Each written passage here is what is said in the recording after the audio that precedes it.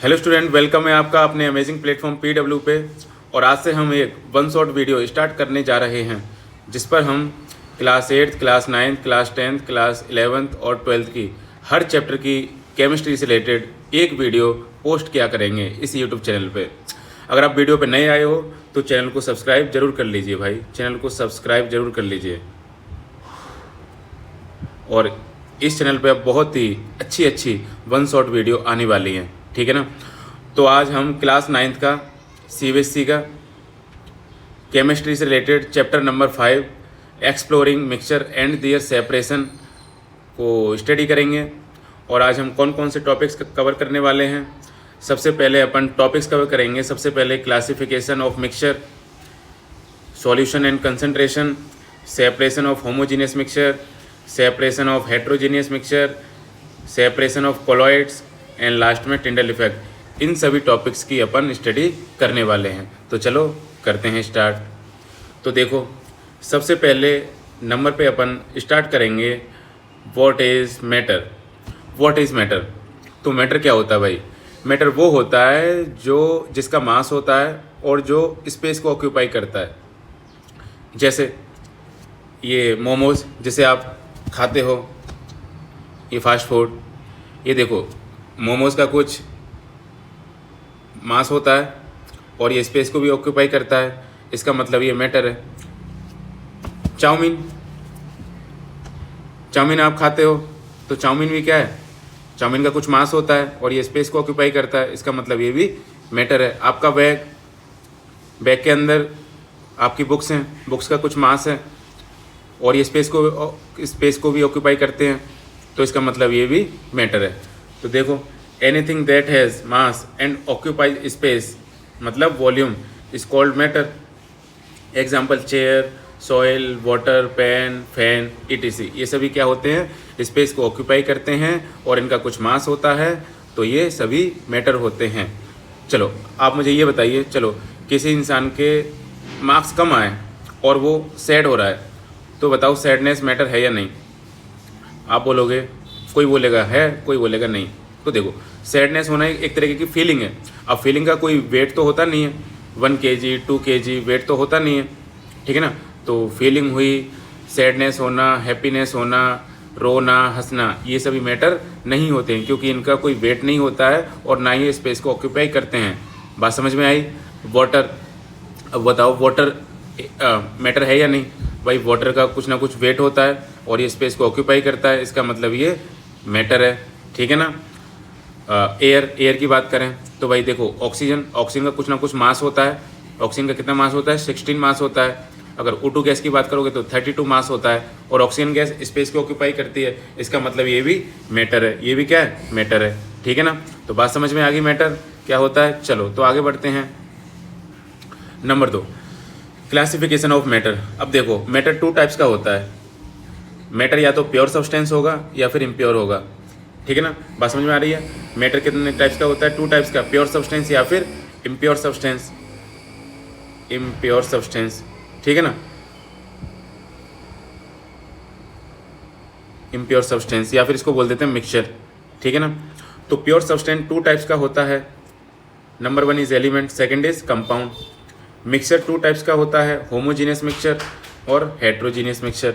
और इन सभी की अपन एक एक करके डिटेल में स्टडी करने वाले हैं। तो चलो आगे बढ़ते हैं।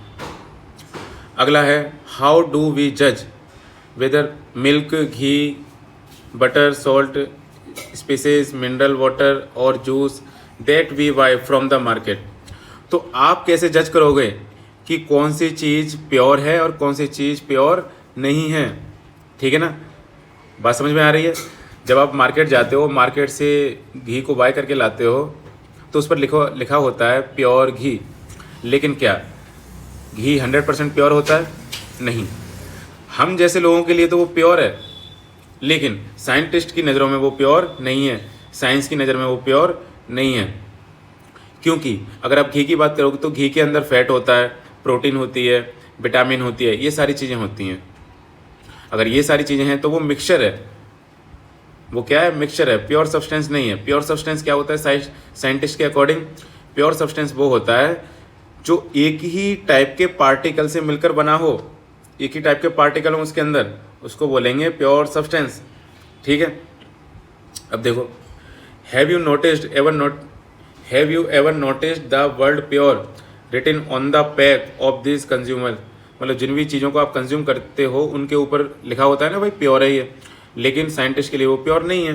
For a common person means pure, no adulteration. एक कॉमन इंसान के लिए प्योर की डेफिनेशन क्या होती है? नो एडल्ट्रेशन, कोई मिलावट ना हो। ठीक है ना। But for a scientist all these things are actually mixture of different substance and not pure. तो ये जितने भी मिक्सचर होते हैं ये सभी डिफरेंट सब्सटेंस होते हैं इन मिक्सचर के अंदर। ठीक है ना।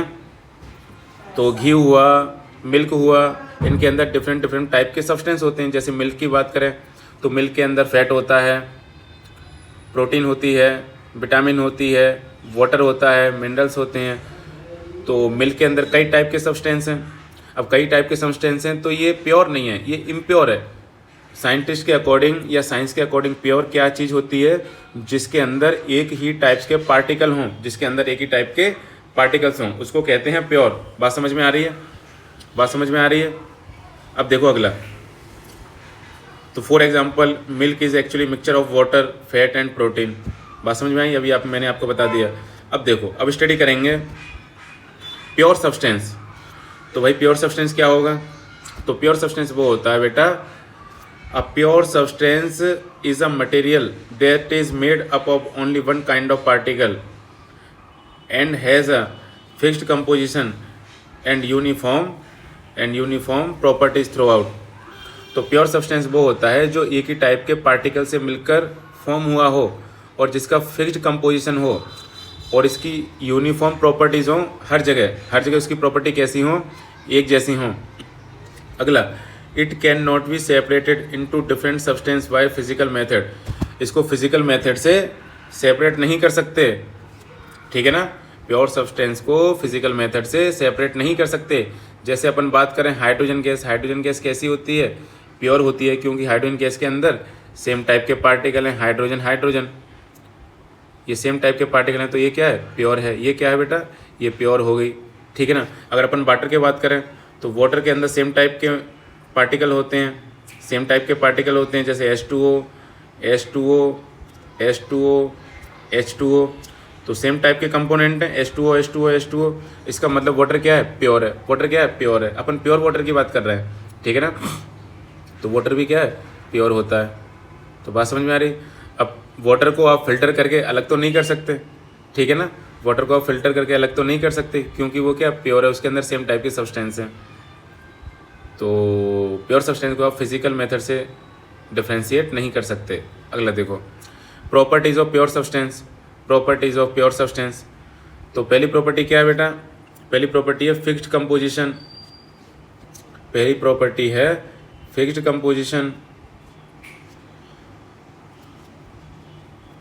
अब देखो, प्रॉपर्टीज़ ऑफ प्योर सब्सटेंस, पहली प्रॉपर्टी है फिक्स्ड कंपोजिशन।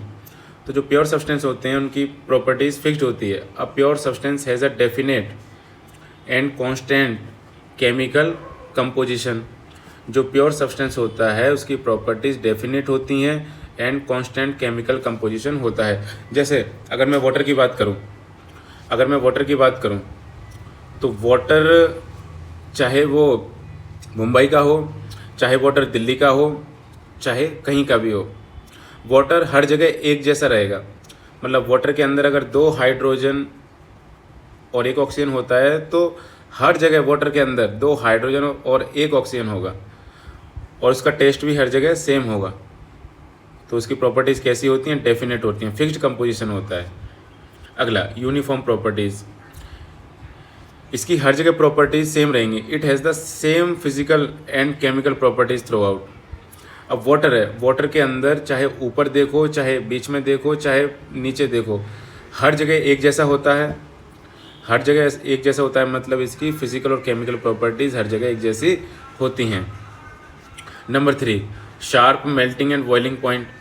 इसका मेल्टिंग और बॉइलिंग पॉइंट हर जगह फिक्स होता है। It melt and boiled at a fix temperature. ठीक है ना।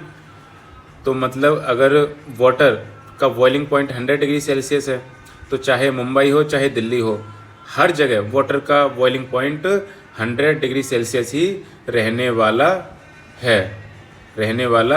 है। बात समझ में आ रही है। Number 4, homogeneous. तो जो प्योर सब्सटेंस होता है वो होमोजीनियस होता है। Its composition is the same in every part of the substance. इसका कंपोजिशन हर जगह कैसा रहेगा? सेम रहेगा।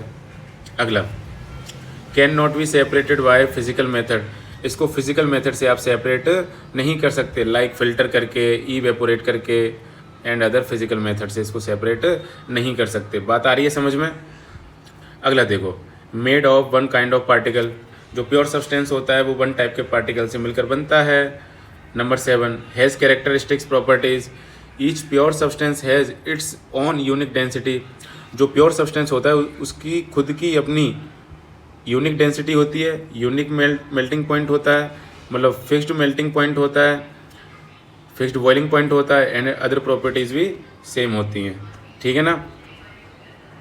अगला, तो प्योर सब्सटेंस बेटा 2 टाइप्स का होता है, एक एलिमेंट और एक कंपाउंड। तो अब स्टडी करेंगे अपन इम्प्योर सब्सटेंस। क्या स्टडी करेंगे? इम्प्योर सब्सटेंस या फिर मिक्सचर। मिक्सचर के अंदर 2 या 2 से ज़्यादा डिफरेंट टाइप के पार्टिकल होंगे। A mixture is a combination of 2 or more substance that are physically mixed together and not chemically combined. तो मिक्सचर क्या होता है बेटा? 2 या 2 से ज़्यादा डिफरेंट टाइप के सब्सटेंस से मिलकर फॉर्म होता है और ये फिजिकली मिक्सड होता है, केमिकली कंबाइंड नहीं होता। Each substance in a mixture retain its own properties and can be separated by physical method. तो मिक्सचर के अंदर जो कंपोनेंट हैं उनकी खुद की प्रॉपर्टी होती हैं और इनको फिजिकल मेथड से सेपरेट नहीं कर सकते। जैसे अपन बात करें सॉल्ट प्लस वाटर, अगर अपने पास सॉल्ट प्लस वाटर का मिक्सचर है, तो सॉल्ट प्लस वाटर के मिक्सचर को आप फिल्टर करके सेपरेट नहीं कर सकते। ठीक है ना। अब इसके एग्जांपल क्या हो जाएंगे? एयर भी क्या है? एक टाइप का मिक्सचर है। मिक्सचर मतलब इसके अंदर नाइट्रोजन भी है, 78.1% नाइट्रोजन गैस है एयर के अंदर। ऑक्सीजन गैस 20.9% है। आर्गन गैस 0.9% है। अदर गैसेस 0.1% हैं। सॉल्ट वाटर भी क्या है? मिक्सचर है। मिल्क भी क्या है? मिक्सचर है। आयरन एंड सैंड फिलिंग भी क्या है? मिक्सचर है। तो बात समझ में आ रही है। अगला है जनरल प्रॉपर्टीज़ ऑफ मिक्सचर। तो सबसे पहले variable composition. The component can be present in any proportion. कहने का मतलब ये है कि जो मिक्सचर होगा, मिक्सचर के अंदर जो कंपोनेंट होंगे उनको अपन चेंज कर सकते हैं, कम या ज़्यादा कर सकते हैं। ठीक है ना। जैसे कभी 50 ग्राम सॉल्ट को हमने 250 ml में मिक्स कर दिया, कभी 100 ग्राम सॉल्ट को हमने 500 ml वाटर में मिक्स कर दिया। तो कंपोजिशन को अपन वेरिएबल कर सकते हैं, चेंज कर सकते हैं। नंबर 2 है कंपोनेंट रिटेन देयर प्रॉपर्टीज़। जो कंपोनेंट हैं उनकी प्रॉपर्टीज़ सेम रहती हैं। Each component keeps in on physical and chemical properties. ठीक है ना। बात समझ में आ रही है। अगला, can be separated by physical method. Mixture को आप फिजिकल मेथड से सेपरेट कर सकते हो। Example filtration, evaporation, distillation, decantation, magnetic separation. No fixed and boiling point. जो मिक्सचर होते हैं उनका बॉइलिंग पॉइंट और मेल्टिंग पॉइंट फिक्स नहीं होता है। ठीक है ना। अगर वाटर के अंदर कम सॉल्ट है तो उसका बॉइलिंग पॉइंट कम होगा, अगर ज़्यादा सॉल्ट है तो बॉइलिंग पॉइंट इंक्रीज़ हो जाएगा। Mixture usually melt and boil over a range of temperature. तो मिक्सचर का अलग अलग बॉइलिंग पॉइंट, मेल्टिंग पॉइंट हो सकता है। नंबर 5, मे बी होमोजीनियस और हेट्रोजीनियस।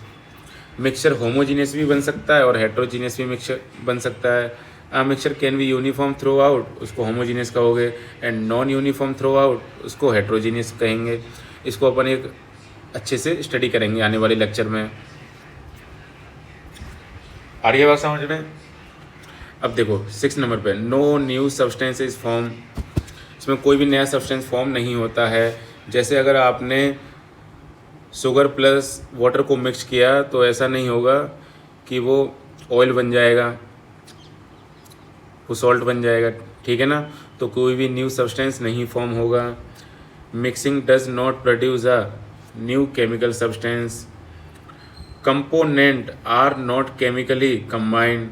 जो कंपोनेंट होते हैं वो केमिकली कंबाइंड नहीं होते, वो सिर्फ एक दूसरे में मिक्स होते हैं। अगला, तो जो इम्प्योर सब्सटेंस होता है बेटा वो 2 टाइप्स का होता है। एक होता है होमोजीनियस मिक्सचर, एक होता है हेट्रोजीनियस मिक्सचर। होमोजीनियस मिक्सचर को कहते हो आप ट्रू सॉल्यूशन, और हेट्रोजीनियस मिक्सचर होते हैं 2 टाइप्स के, कोलॉइड एंड सस्पेंशन। अब इनको अपन एक एक करके स्टडी करेंगे।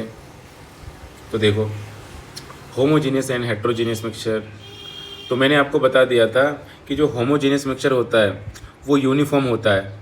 तो यूनिफॉर्म मतलब हर जगह एक जैसा, उसका टेस्ट हर जगह एक जैसा रहेगा, ठीक है ना, और एक जैसा दिखेगा। और हेट्रोजीनियस का यूनिफॉर्म कंपोजिशन नहीं होता है उसका, ठीक है ना। तो बात समझ में आ रही है। जैसे मिल्क शेक है, मिल्क शेक का टेस्ट हर जगह एक जैसा होगा, इसका मतलब क्या है ये, इसका मतलब क्या है ये होमोजीनियस है। चॉकलेट होमोजीनियस है। कोल्ड टोमेटो सॉप हर जगह टेस्ट एक जैसा होगा, ये होमोजीनियस है। सोडा विद आइस, अब देखो ऊपर आइस है, ऊपर आइस है तो थोड़ा सा ये कम मीठा लगेगा आपको, लेकिन नीचे से ज़्यादा मीठा लगेगा क्योंकि ऊपर वाटर थोड़ा सा ज़्यादा प्रेजेंट होगा। तो ये कैसा बेटा, नॉन होमोजीनियस है, ये non homogeneous. Pizza non homogeneous है, NH। चॉकलेट चिप्स कुकीज़, देखो कहीं कहीं तो चॉकलेट ज़्यादा है, कहीं कहीं चॉकलेट कम है, तो यूनिफॉर्म मिक्सचर नहीं है हर जगह, तो ये भी क्या है, नॉन होमोजीनियस है। कॉफ़ी, कॉफ़ी कैसा है बेटा, होमोजीनियस है। बात समझ में आ रही है। अब देखो होमोजीनियस मिक्सचर, तो मैंने आपको अभी बता दिया था, a mixture in which composition is uniform through out, you can not easily distinguish it's component. तो यूनिफॉर्म मिक्सचर वो होता है जिसका कंपोजिशन एवरीवेयर सेम रहता है, ठीक है ना। चाहे तो उस मिक्सचर को आप ऊपर से टेस्ट करो, बीच में से टेस्ट करो, नीचे से टेस्ट करो, हर जगह टेस्ट एक जैसा आएगा और दिखने में हर जगह एक जैसा लगेगा, इसका मतलब वो होमोजीनियस मिक्सचर है। और इनके कंपोनेंट को आप बता नहीं सकते कि इसके अंदर कौन कौन से कंपोनेंट हैं, इसके कंपोनेंट आपको आंखों से दिखाई नहीं देते होमोजीनियस मिक्सचर के, ठीक है ना। तो फीचर्स देख लो बेटा, uniform composition throughout, composition कैसा होता है, यूनिफॉर्म होता है। Appear as a single phase, केवल एक ही फेज आपको दिखाई देता है, एक ही कलर दिखाई देगा।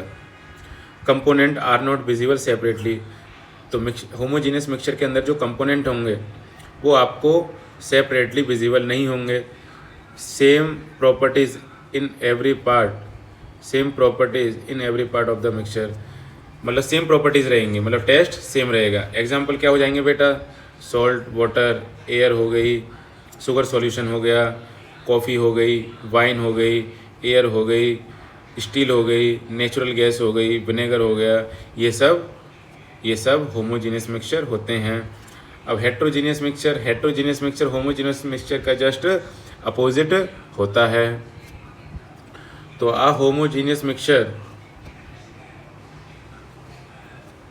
a mixture in which the composition is not uniform throughout the, तो हेट्रोजीनियस मिक्सचर वो होता है जिसका कंपोजिशन थ्रू आउट यूनिफॉर्म नहीं होता, नॉन यूनिफॉर्म होता है, ठीक है ना। The different component can usually B same, तो हेट्रोजीनियस मिक्सचर के अंदर आप कंपोनेंट को देख सकते हो, ठीक है ना। जैसे ये चॉकलेट चिप्स और कुकीज़ है, तो इसके अंदर बिस्किट आपको दिखाई दे रहा है, चॉकलेट अलग दिखाई दे रही है, इसका मतलब ये हेट्रोजीनियस मिक्सचर है। पिज्ज़ा देख लो, पिज्ज़ा के अंदर आपको टोमेटो के पीस अलग दिखाई देंगे, ऑनियन के पीस अलग दिखाई देंगे, चीज़ अलग दिखाई देगी, इसका मतलब ये हेट्रोजीनियस मिक्सचर है।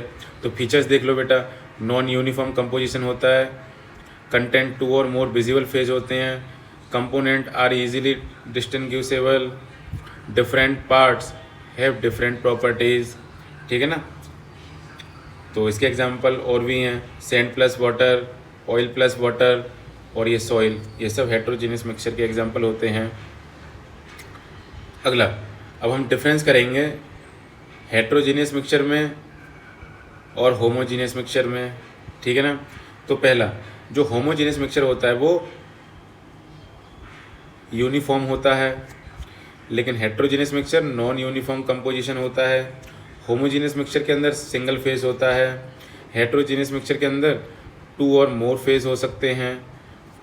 Component not visible homogeneous mixture में, component visible in heterogeneous mixture. Properties are the same in every part, but इसमें properties vary from one part to another part. Example क्या हो जाएंगे इसका, सॉल्ट प्लस वाटर या फिर air. इसके example क्या हो जाएंगे बेटा, इसके एग्जाम्पल हो जाएंगे ऑयल प्लस वाटर, ठीक है ना, या फिर सॉइल प्लस वाटर। ये सब हेट्रोजीनियस मिक्सचर होते हैं। अब एक नया टॉपिक है, what are solution. A solution is a homogeneous mixture of two or more chemically non-reacting substance whose composition can be varied within certain limit। तो बेटा सॉल्यूशन क्या होता है, सॉल्यूशन एक होमोजीनियस मिक्सचर है, और होमोजीनियस मिक्सचर के अंदर आपको पता है सब्सटेंस रिएक्ट नहीं करते हैं। जैसे वाटर प्लस शुगर का मिक्सचर हमने बना दिया, वाटर के अंदर हमने शुगर डाल दी और इसको अच्छी तरह से मिक्स कर दिया। अब देखो ये पूरी तरीके से मिक्स हो गया और सिंगल फेज इसका बन गया, और हर जगह इसका टेस्ट कैसा है, एक जैसा है। अगर मिक्सचर होमोजीनियस बन रहा है तो उसको बोलते हैं बेटा सॉल्यूशन। और एक चीज़ और लिख लो, सॉल्यूशन को अपन ट्रू सॉल्यूशन भी कहते हैं। Solution is also known as true solution. बच्चों अब हम स्टडी करेंगे कंपोनेंट ऑफ सॉल्यूशन। तो सॉल्यूशन के अंदर बेटा 2 कंपोनेंट होते हैं। सॉल्यूशन 2 चीज़ों से मिलकर फॉर्म होता है। Solution equal to solute plus solvent. तो सॉल्यूशन के अंदर 2 कंपोनेंट होते हैं, सॉल्यूट एंड सॉल्वेंट। अब सॉल्यूट क्या होता है, सॉल्यूट बेटा वो होता है जिसकी क्वांटिटी कम होती है सॉल्यूशन में, ठीक है ना। तो सॉल्यूट क्या होगा, द कंपोनेंट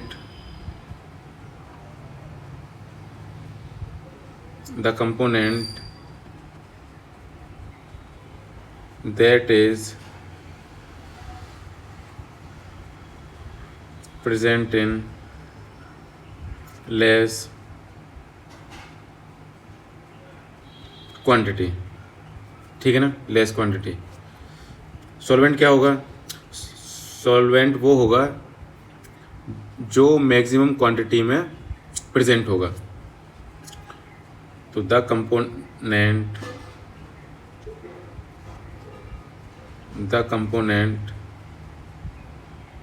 that is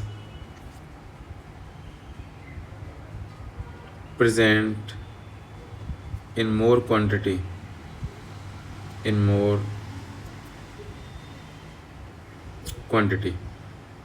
बात आ रही है समझ में। जैसे सपोज करो एक सॉल्यूशन है और सॉल्यूशन के अंदर 10 ग्राम शुगर है, 10 ग्राम शुगर है, और इसके अंदर हमने पानी लिया है 250 ग्राम। तो कहने का मतलब क्या है, जो जिसकी सबसे कम क्वांटिटी है वो हो जाएगा सॉल्यूट, तो शुगर हो गई सॉल्यूट, और जिसकी क्वांटिटी ज़्यादा है मतलब वाटर, ये हो जाएगा सॉल्वेंट, ठीक है ना। अब देखो यहाँ पर हमने जो कॉपर सल्फेट होता है वो ब्लू कलर का होता है। अब कॉपर सल्फेट को हमने वाटर में मिक्स कर दिया और वाटर का कलर कैसा हो गया, ब्लू कलर का, सॉल्यूशन ये बन गया। तो इसको अपन कहेंगे कॉपर सल्फेट सॉल्यूशन, ठीक है ना। तो कॉपर सल्फेट की क्वांटिटी कम है, ये सॉल्यूट हो गया, वाटर की क्वांटिटी ज़्यादा है तो ये सॉल्वेंट हो गया। अब देखो प्रॉपर्टीज़ ऑफ सॉल्यूशन। तो पहला क्या है, solution is a homogeneous mixture, तो a solution has a uniform composition throughout. Number 2, very small particle size, the solid particle are smaller then 1 nanometre. Solution के अंदर जो पार्टिकल्स होते हैं उनका साइज़ 1 नैनोमीटर से कम होता है। 1 नैनोमीटर मतलब 10⁻⁹ metre. Transparent, solution are usually clear and transparent. तो सॉल्यूशन कैसा होता है? ट्रांसपेरेंट होता है, वो आपको पूरा दिखता है, आर पार भी देख सकते हो। No settling of particle, solution के अंदर पार्टिकल सेटल डाउन नहीं होते हैं। The solid particle do not settle down on the standing. Can not be separated by filtration, solution को आप फिल्टर करके सेपरेट नहीं कर सकते हो। The solid particle pass through filter paper, ठीक है ना।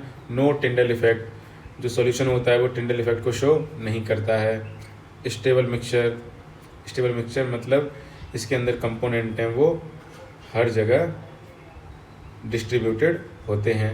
The composition remains the same and the particle stay evenly distributed, ठीक है ना। तो ये प्रॉपर्टीज़ के सॉल्यूशन की प्रॉपर्टीज़ हो गई। अब देखो एप्लीकेशन क्या है सॉल्यूशन की।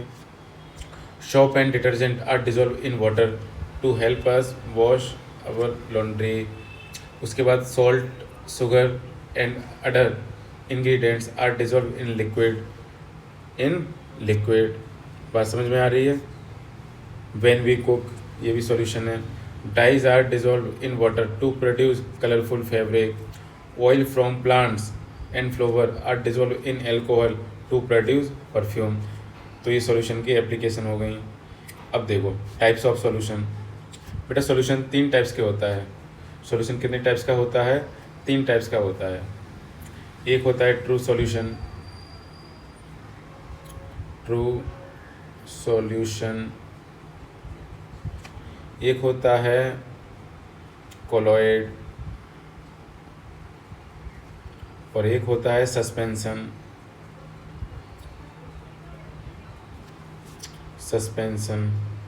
ठीक है ना। तो सॉल्यूशन 3 टाइप्स का होता है, true solution, colloid and suspension. अब इनकी एक एक करके स्टडी करेंगे। तो true solution, colloid and suspension. तो जो ट्रू सॉल्यूशन होता है ना बेटा, उसके अंदर जो सॉल्यूट के पार्टिकल्स होते हैं वो 1 नैनोमीटर से छोटे होते हैं। कोलॉइड के अंदर जो सॉल्यूट के पार्टिकल्स होते हैं 1 नैनोमीटर से 1000 नैनोमीटर के बीच में उनका साइज़ होता है। सस्पेंशन के अंदर जो सॉल्यूट के पार्टिकल्स होते हैं उनका साइज़ मोर देन 1000 नैनोमीटर से होता है। तो सबसे पहले स्टडी करेंगे हम ट्रू सॉल्यूशन। तो ट्रू सॉल्यूशन क्या है बेटा? ट्रू सॉल्यूशन ही सॉल्यूशन है। अ true solution is a homogeneous mixture in which the solute is completely dissolved in the solvent and the particle size is less than 1 nanometre या फिर 10⁻⁹ nanometre. बात समझ में आ गई। ट्रू सॉल्यूशन सॉल्यूशन ही होता है। एग्जांपल क्या हो जाएंगे? Salt in water, sugar in water, copper sulphate in water या फिर vinegar, acetic acid in water. ये सब ट्रू सॉल्यूशन के एग्जांपल हैं। Properties of true solution: homogeneous mixture, particle size less than 1 nanometre, transparent, does not show Tyndall effect, solid particle do not settle down, can not be separate by ordinary filtration. अगला suspension. तो suspension क्या है बेटा? Suspension के अंदर 1 nanometre से suspension के अंदर 1000 नैनोमीटर से बड़ा साइज होता है सॉलिड पार्टिकल का, ठीक है ना। A suspension is a heterogeneous mixture, ये हेट्रोजीनियस मिक्सचर होता है। In which insoluble solid particles are dispersed in a liquid, ठीक है ना। जिसके अंदर इनसॉल्यूबल पार्टिकल डिस्पर्स्ड होते हैं इन लिक्विड में, जैसे sand plus water, chalk powder in water, muddy water या फिर फ्लोर इन वाटर। बात समझ में आ गई। अब प्रॉपर्टीज स्टडी करेंगे। Characteristics of suspension: a suspension is a homogeneous mixture. The size of solid particle in a suspension is large, कितना लार्ज होता है? More than 1000 nanometre. The particle of a suspension can be seen by naked eye, ठीक है ना। तो suspension के अंदर solute के पार्टिकल्स को आप नेक्ड आई से देख सकते हो। जैसे सपोज करो मैंने वाटर के अंदर सॉइल मिक्स कर दी, तो सॉइल के पार्टिकल्स को आप अपनी आंखों से देख सकते हो। अगला, suspension can be separated by filtration, तो सस्पेंशन को फिल्टर करके आप सेपरेट कर सकते हो। सस्पेंशन आर अनस्टेबल, ये अनस्टेबल होता है। अगर सस्पेंशन को आप ऐसे ही कुछ टाइम के लिए छोड़ दोगे तो इसके अंदर जो सॉल्यूट के पार्टिकल्स होंगे, इसके अंदर वो नीचे की तरफ सेटल डाउन हो जाएंगे, तो ये अनस्टेबल होता है। Particle of suspension scatter a beam light passing through it and make it path visible, but when the particle settle down the suspension breaks and it does not scatter light।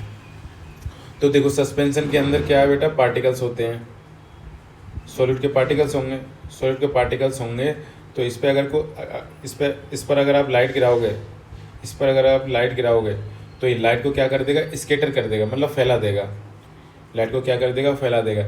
लेकिन जैसे ही solid के particle settle down हो जाएंगे फिर ये light को scatter नहीं करेगा, ठीक है ना।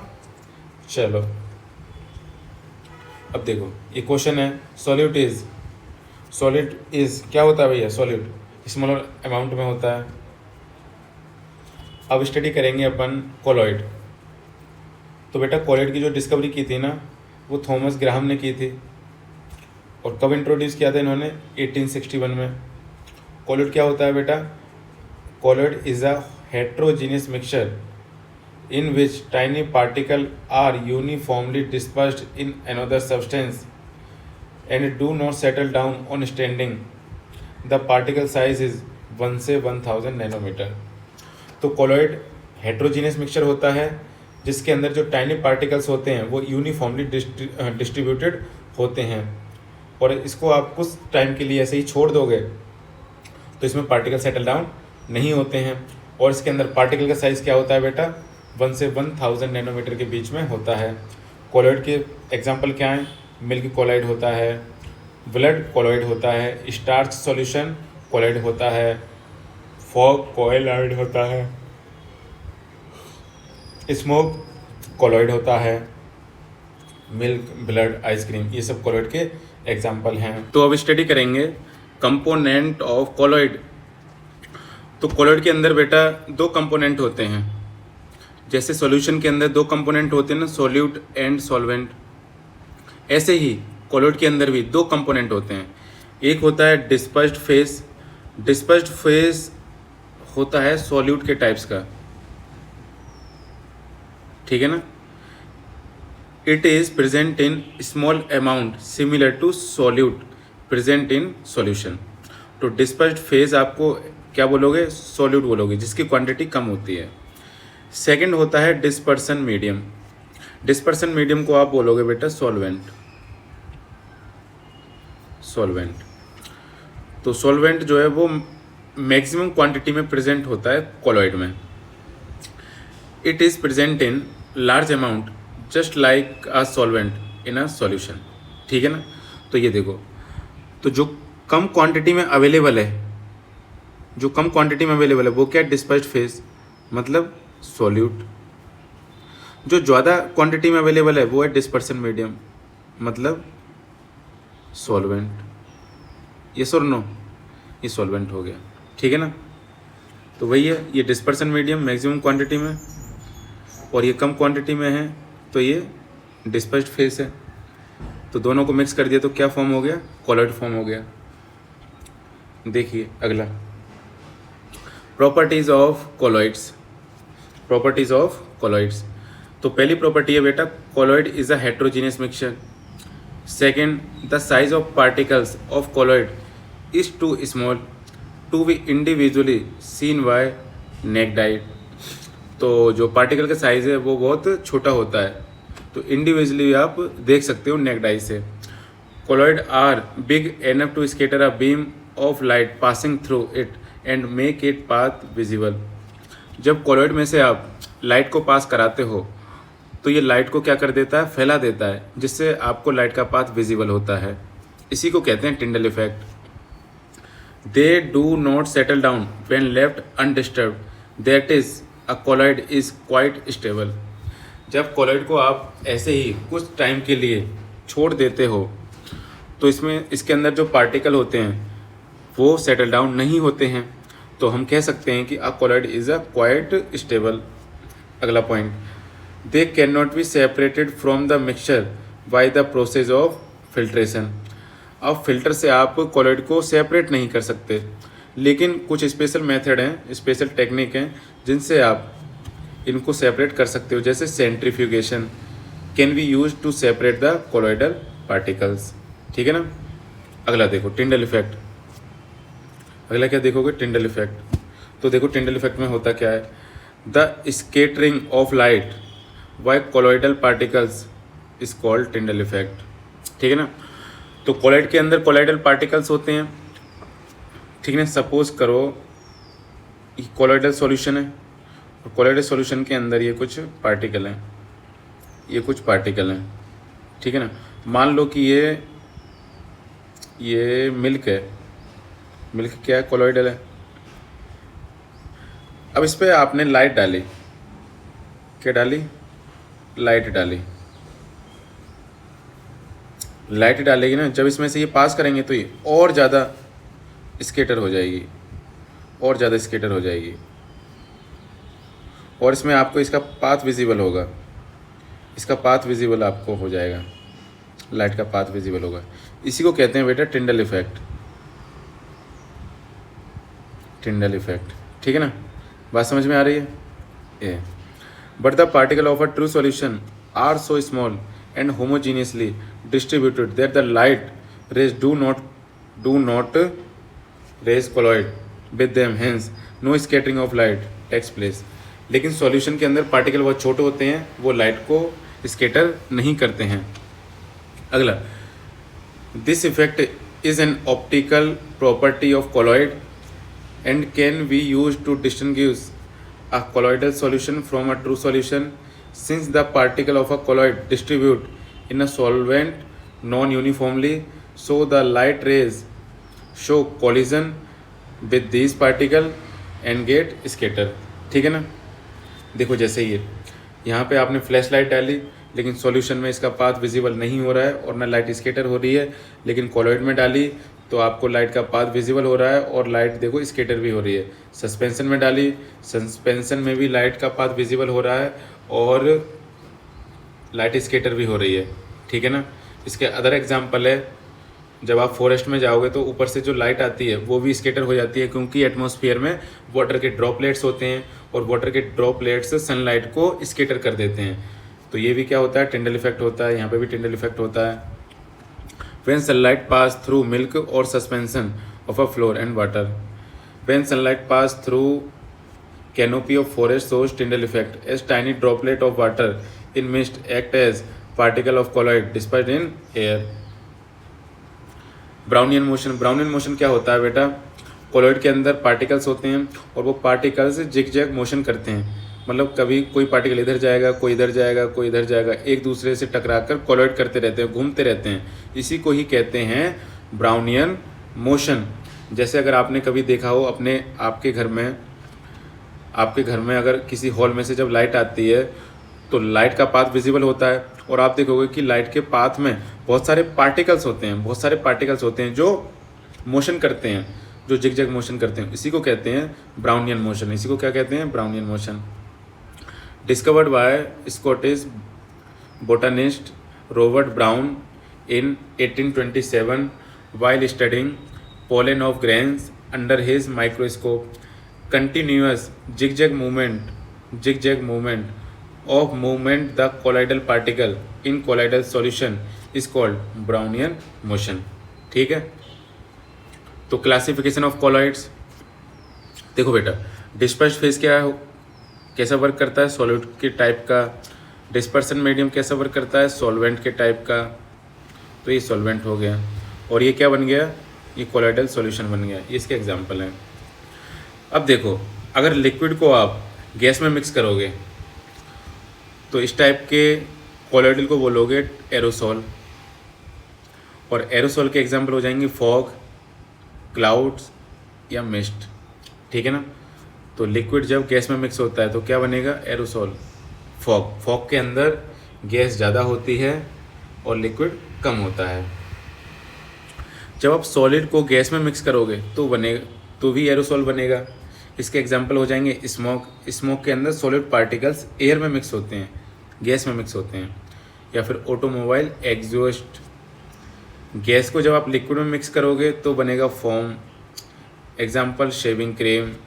लिक्विड को लिक्विड में मिक्स करोगे तो बनेगा इमल्सन, मिल्क या फिर फेस क्रीम इसके एग्जांपल। सॉलिड को जब आप लिक्विड में मिक्स करोगे तो बनेगा sol, example milk of magnesia या मड। बेटा ये वेरी इंपॉर्टेंट है, इसको ध्यान रखना, इस टेबल में से क्वेश्चन आते हैं। जब आप गैस को सॉलिड में मिक्स करोगे तो क्या बनेगा, फोम। तो फोम हो गया, रबर हो गया, स्पंज हो गया, प्यूमाइस हो गया, ठीक है ना। लिक्विड को सॉलिड में मिक्स करोगे तो क्या बनता है, जेल। जेल के एग्जांपल हो जाएंगे जेली, चीज़, बटर, ठीक है ना, जेली, चीज़, बटर। सॉलिड को जब आप सॉलिड में मिक्स करोगे तो सॉलिड जेल फॉर्म होगा। इसका एग्जांपल हो जाएंगे कलर्ड जेमस्टोन या मिल्की ग्लास, ठीक है ना।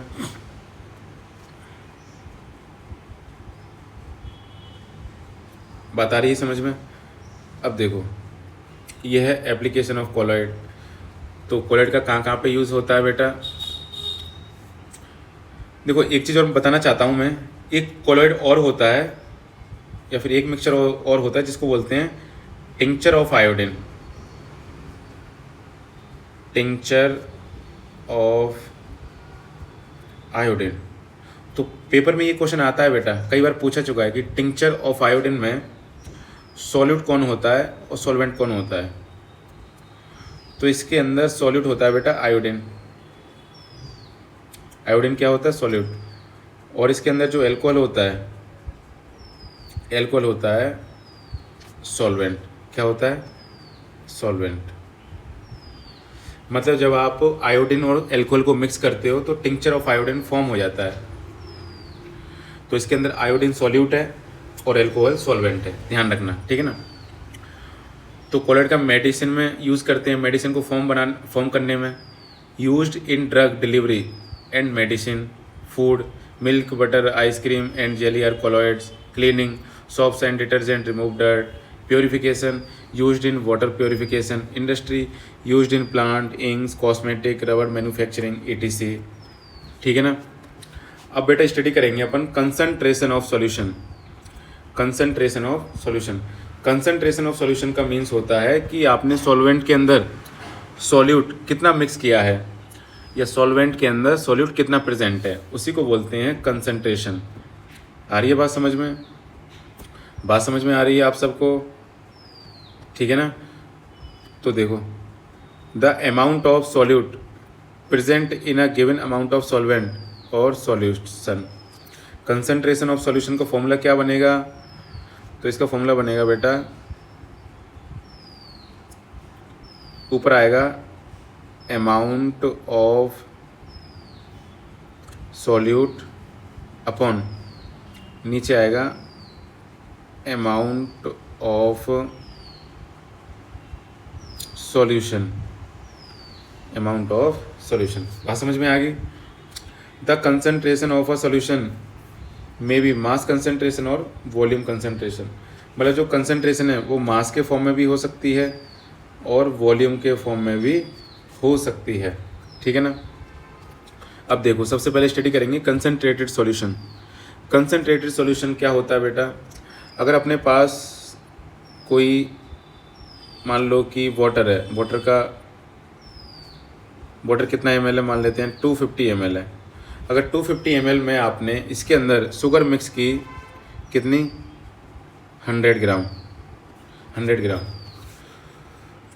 तो 100 ग्राम इसके अंदर शुगर मिक्स है।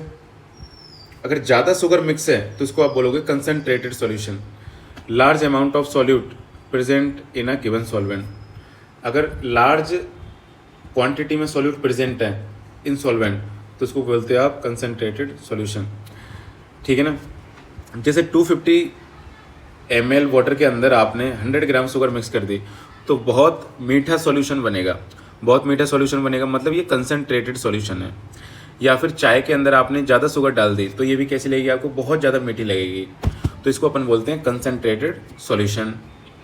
एक होता है डाइल्यूट सॉल्यूशन। डाइल्यूट सॉल्यूशन में क्या होता है, डाइल्यूट सॉल्यूशन में क्या होता है, सपोज करो आपने वाटर कितना लिया था जी, हमने तो 250 ml वाटर लिया था, लेकिन आपने इसके अंदर शुगर कितनी मिक्स की, सिर्फ 10 ग्राम। तो अब ये सॉल्यूशन का जो टेस्ट होगा वो कैसा होगा, वो बहुत कम मीठा होगा। बहुत कम मीठा होगा मतलब ये डाइल्यूट सॉल्यूशन है, means less amount of solute present in the given solvent is called dilute solution. जैसे लिख दो बेटा, T with less sugar, T with less sugar, ठीक है ना। अब देखो, अब स्टडी करेंगे हम अनसैचुरेटेड सॉल्यूशन। अब अनसैचुरेटेड सॉल्यूशन क्या होता है, तो मेरी बात समझो, मेरी बात समझो। जैसे अपने पास एक कंटेनर है, कंटेनर के अंदर हमने 250 ml वाटर मिक्स कर दिया, 250 ml इसके अंदर वाटर मिक्स कर दिया। इसके अंदर मैक्सिमम कैपेसिटी है, मैक्सिमम इसके अंदर मान लेते हैं कि शुगर मैक्सिमम मिक्स हो सकती है 100 ग्राम, मान लेते हैं मैक्सिमम शुगर डिसॉल्व कैपेसिटी 100 ग्राम, मैक्सिमम शुगर डिसॉल्व कैपेसिटी 100 ग्राम। लेकिन बेटा इसमें आपने शुगर मिक्स की सिर्फ 70 ग्राम शुगर, तो इसके अंदर अभी 30 ग्राम शुगर और मिक्स हो सकती है ना। अगर सॉल्यूट और मिक्स हो सकता है तो ऐसे सॉल्यूशन को आप कहेंगे unsaturated solution. More solute can be dissolve in a solvent at a given temperature is called unsaturated solution, ठीक है ना। सैचुरेटेड सॉल्यूशन में क्या होगा बेटा, सपोज करो अपने पास वाटर है, वही 250 ml अपने पास वाटर है। तो 250 ml वाटर में शुगर के डिजल्व होने की कैपेसिटी कितनी है बेटा, 100 ग्राम, 100 ग्राम है। तो 100 ग्राम की 100 ग्राम आपने शुगर इसमें मिक्स कर दी, 100 के 100 ग्राम शुगर आपने इसमें मिक्स कर दी, तो आप इसमें और शुगर मिक्स नहीं कर सकते। अगर आप इसमें और शुगर मिक्स करोगे तो ये बॉटम में सेटल डाउन हो जाएगी। बात समझ में आ रही है, मतलब इस वाटर में शुगर मिक्स होने की कैपेसिटी थी 100 ग्राम और आपने इसमें 100 ग्राम शुगर मिक्स कर दी, तो ऐसे सॉल्यूशन को आप बोलोगे saturated solution. No more solute can be dissolve in a solvent at a given temperature is called saturated solution. अब देखो ओवर सैचुरेटेड सॉल्यूशन क्या होता है। अब सपोज करो इनका टेम्परेचर क्या था, मान लेते हैं 25 डिग्री सेल्सियस था इन सभी का टेम्परेचर। कितने degree temperature, 25 degree Celsius room temperature. अब हमने क्या किया, इसके अंदर क्या वाटर है, वाटर कितना है 250 ml है वाटर बेटा, और इसके हमने कर दिया हीट, इसको हमने कर दिया हीट। तो हीट करने के बाद इसमें अपन थोड़ी सी शुगर और मिक्स कर सकते हैं और वो भी डिसॉल्व हो जाएगी। हीट करके इसका टेम्परेचर हमने कर दिया 80 डिग्री सेल्सियस। तो इसकी कैपेसिटी थी 100 ग्राम शुगर डिसॉल्व होने की, लेकिन अब हमने इसमें शुगर मिक्स कर दी 120 ग्राम शुगर। कब करके, इसको हमने क्या कर दिया बेटा, हीट कर दिया। तो on heating more solute can be dissolve in a solvent is called over saturated solution, ठीक है ना। अब देखो, ways to express, ways to express, ways to express concentration of solution. तो कंसंट्रेशन को एक्सप्रेस करने के तीन टाइप्स हैं, थ्री टाइप्स हैं। पहला है mass by mass concentration, second है mass by volume percentage, third है वॉल्यूम बाई वॉल्यूम परसेंटेज। और अब हम इनको एक एक करके स्टडी करेंगे डिटेल में। तो सबसे पहले स्टडी करेंगे मास बाय मास परसेंटेज, या फिर इसको बोलते हैं वेट बाय वेट परसेंटेज। तो मास बाय मास परसेंटेज क्या होता है बेटा? The mass of solute in ग्राम,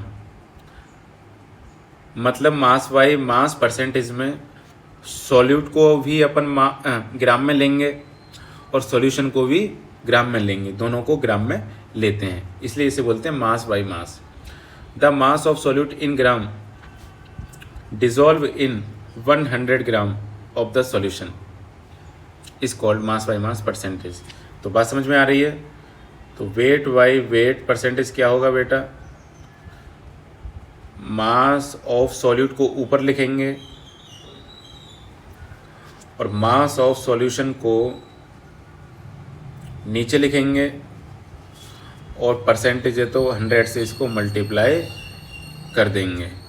बात समझ में आ रही है? इसी को ही बोलते हैं बेटा मास बाय मास परसेंटेज। अब देखो, एक क्वेश्चन है, a solution contain 40 gram common salt in 320 gram water. 40 gram salt को हमने 320 ग्राम वाटर में मिक्स कर दिया। Calculate concentration in terms mass by mass percentage. तो देखो, मास ऑफ सॉल्यूट कितना है?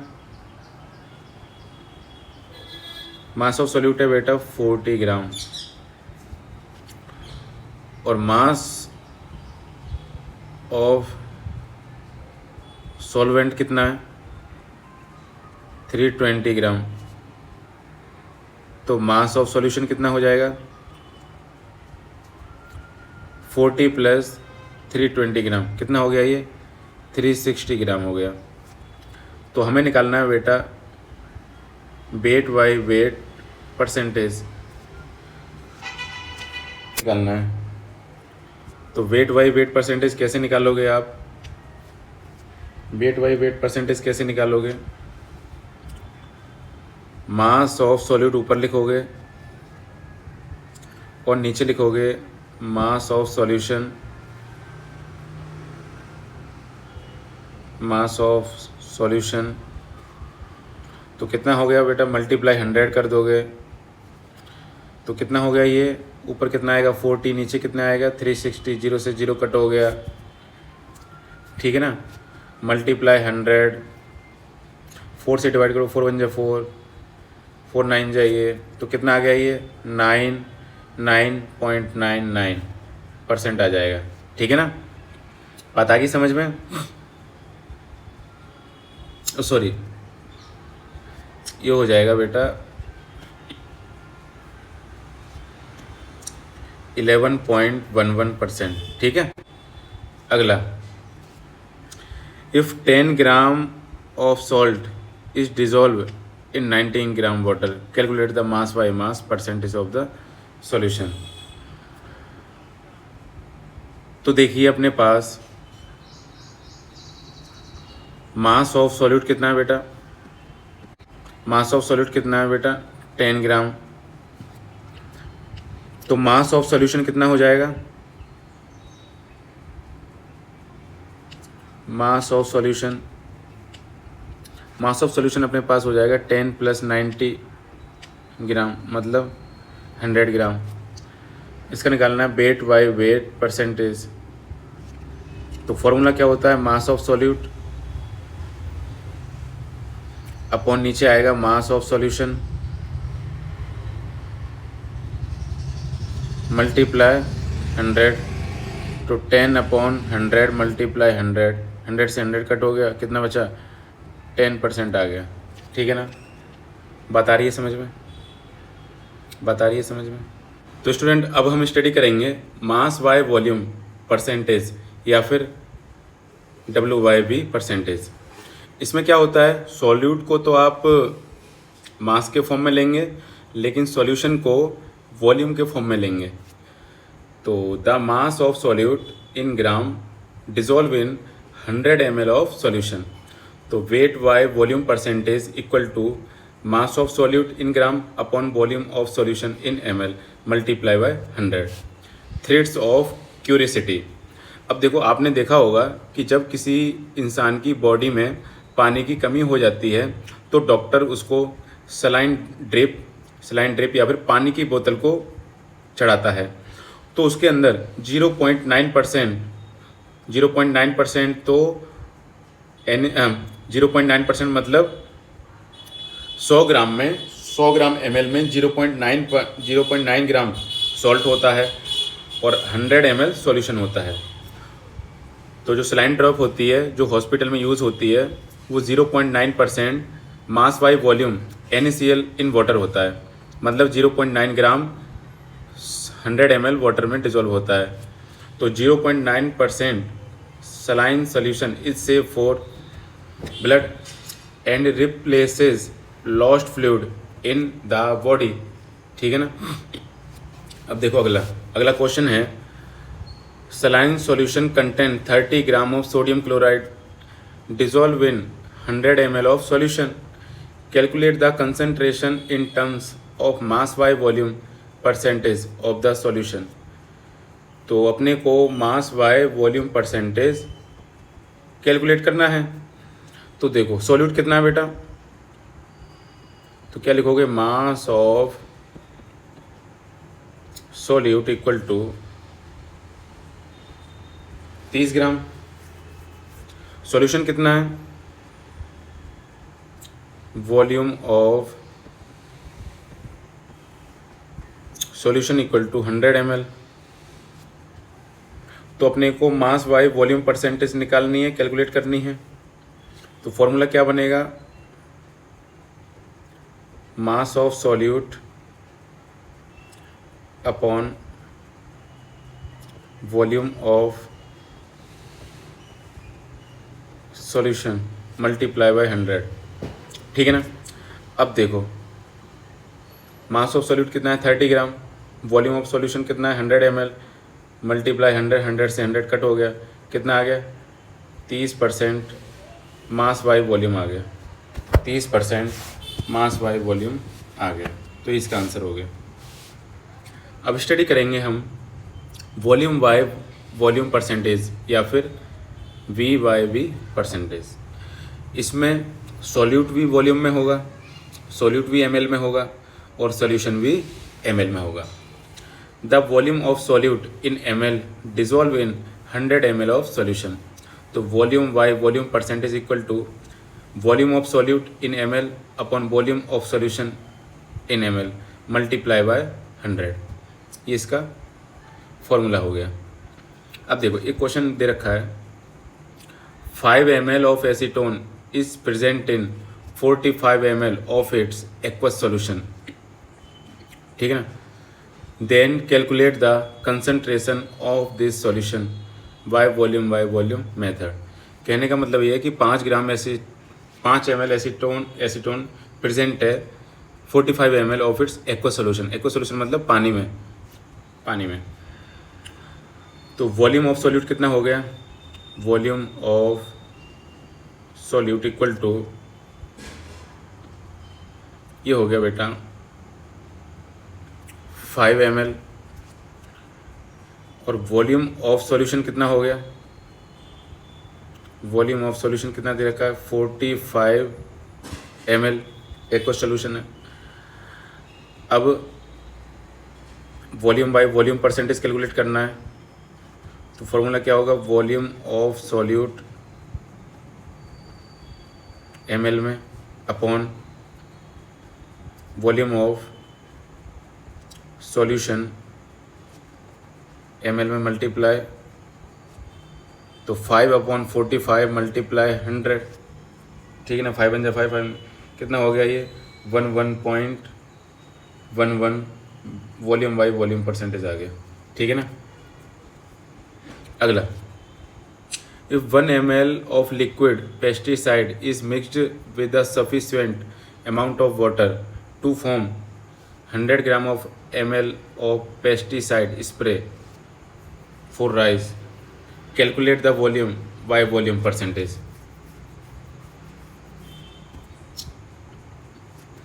तो amount of water to form 100 ml of pesticide spray, ठीक है ना। तो ये तो बिल्कुल ईजी है, 1% का आंसर आ जाएगा। तो वॉल्यूम ऑफ सॉल्यूट कितना दिया है, वॉल्यूम ऑफ सॉल्यूट कितना दिया है बेटा, 1 ml। वॉल्यूम ऑफ सॉल्यूशन कितना है, 100 ml। तो अपने को कैलकुलेट करना है वॉल्यूम बाई वॉल्यूम परसेंटेज। तो 1 ml अपॉन के 100 ml मल्टीप्लाई 100, आंसर आ गया 1% वॉल्यूम बाय वॉल्यूम। अगला क्वेश्चन है, a cake recipe uses dry ingredient namely, इसके लिए हम एक पेज ले लेते हैं पहले। तो ये हमने पेज ले लिया, इसको डिलीट कर देते हैं, ठीक है ना। तो देखिए अब, a cake recipe uses dry ingredient namely 75 gram of sugar for 420 gram of all purposes flour, 5 gram of sodium hydrogen carbonate, express the concentration of this component in the mixture using an appropriate method। तो बात समझ में आ रही है आपको। तो हमने क्या लिया बेटा, 75 gram of sugar, 420 gram of all purposes floor and 5 gram sodium hydrogen carbonate, express the concentration of each component, ठीक है ना। तो सबसे पहले अपन किसकी निकालेंगे, शुगर की निकालेंगे, शुगर के लिए बात करेंगे। तो शुगर के लिए बात करेंगे तो मास ऑफ शुगर कितना हो जाएगा, मास ऑफ शुगर हो जाएगा 75 ग्राम। अब देखो मास ऑफ सॉल्यूशन कितना हो जाएगा, टोटल मास कितना हो जाएगा, ऐसे कैलकुलेट कर सकते हो। टोटल मास कितना हो जाएगा, टोटल मास हो जाएगा बेटा 75 प्लस 420 प्लस 5, तो ये हो जाएगा भाई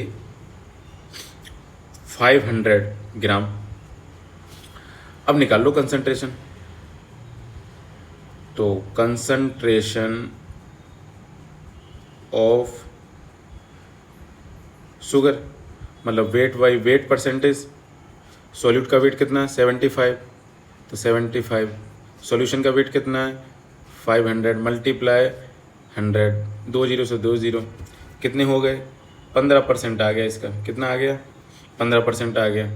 अब हम किसका कैलकुलेट करेंगे, फ्लोर का कैलकुलेट करेंगे। किसका कैलकुलेट करेंगे, फ्लोर का। तो फ्लोर का मास कितना है, मास ऑफ फ्लोर 420 ग्राम, कितना है 420 ग्राम, ये 420 ग्राम। टोटल मास कितना है बेटा, टोटल मास ऑफ सॉल्यूशन कितना है, टोटल मास ऑफ सॉल्यूशन है बेटा 500 ग्राम। तो उसका weight by wait percentage of floor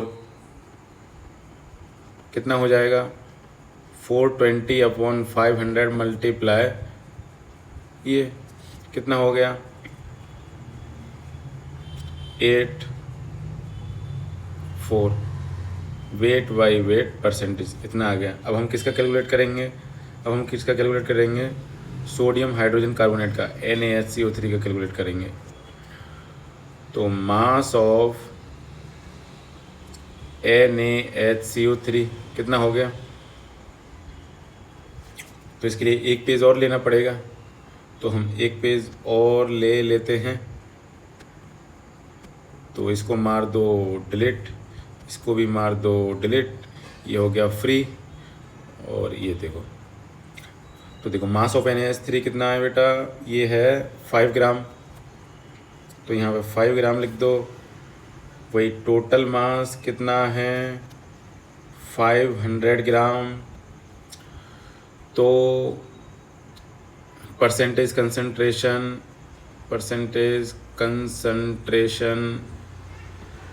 of NaHCO3 equal to कितना हो जाएगा, 5/500 मल्टीप्लाई ये 0 से 0, ठीक है ना, सही कर रहे हैं ना, हाँ सही कर रहे हैं।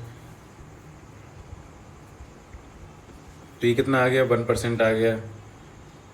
तो देख लो भाई टोटल कितना हो गया, तो 84 वो 15 एक 16, तो टोटल कितना आ गया बेटा, टोटल कंसंट्रेशन आ गई ना 100% आ गई, ठीक है ना। 84% 1% प्लस 15% हो गया 100%, मतलब अपना आंसर करेक्ट है। अब देखो solubility of substance. Solubility substance का मतलब है कि अगर आप सॉल्यूट को सॉल्वेंट में मिक्स करोगे तो वो कितना डिसॉल्व होगा, तो वो कितना डिसॉल्व हो सकता है, उसी को कहते हैं सॉल्युबिलिटी ऑफ अ सब्सटेंस। मतलब सॉल्वेंट में एक सॉल्यूट के डिसॉल्व होने की कैपेसिटी कितनी है। Amount of solute present in a saturated solution at a specific temperature is called solubility of substance, ठीक है ना। अब देखो effect of temperature on solubility. तो आप देखो अगर आप टेम्परेचर को इंक्रीज करोगे तो सॉल्यूट और ज़्यादा घुल सकता है। बात समझ में आ रही है। जैसे जैसे आप टेम्परेचर को इंक्रीज करोगे तो सॉल्वेंट के अंदर सॉल्यूट घुलने की कैपेसिटी इंक्रीज हो जाएगी। तो solubility of solute in a liquid, solubility of solute in a liquid solvent normally increase with the temperature increase। मतलब जो solubility है, अगर सॉलिड सब्सटेंस को आप लिक्विड में डिसॉल्व करना चाहते हो, किसमें, लिक्विड में, तो आप टेम्परेचर इंक्रीज कर दो। टेम्परेचर इंक्रीज करोगे तो सॉल्युबिलिटी और बढ़ जाएगी। तो अपन कह सकते हैं सॉल्युबिलिटी डायरेक्टली प्रोपोर्शनल टेम्परेचर। अगर टेम्परेचर बढ़ेंगे तो सॉल्युबिलिटी भी बढ़ेगी, ठीक है ना। Effect of temperature on solubility. अब बात करेंगे अपन solubility of gases dissolve in liquid. मतलब गैस को हम डिसॉल्व करना चाहते हैं लिक्विड में, तो टेम्परेचर बढ़ाएंगे तो क्या होगा। देखो टेम्परेचर बढ़ाने पर जो गैस होती हैं वो और ज़्यादा दूर भागती हैं। अगर आप टेम्परेचर बढ़ाओगे तो गैस क्या होंगी, दूर भागेंगी, और गैस दूर भागेंगी तो लिक्विड में गैस डिसॉल्व नहीं हो पाएगी। तो इसका मतलब ये है कि जब आप टेम्परेचर को इंक्रीज करोगे तो गैस की सॉल्युबिलिटी इन लिक्विड डिक्रीज होती है। The solubility of gas in liquid usually decrease with temperature increase. तो बात समझ में आ रही है। तो अपन क्या ले सकते हैं,